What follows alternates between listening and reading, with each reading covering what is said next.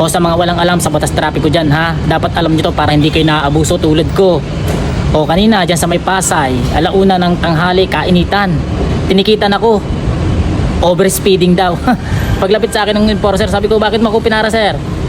Sabi niya, overspeeding ka kasi sir. Sabi ko, ang bagal lang ng patakbo ko, nakikipagtalo talaga ako.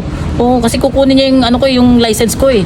Kinukuha niya yung license ko eh. Sabi ko, hindi tama yan. Hindi porke kayo nasa posisyon, aabusuhin niyo yung posisyon nyo. Hindi porke kayo nagpapatupad ng batas, aabusuhin niyo yung posisyon nyo. Hindi porke kayo yung nandito lagi sa kalsada para manghuli. Kahit walang kasalanan, huhulihin nyo na. Hindi pwedeng ganyan. Pinaglalaban ko talaga. Oo.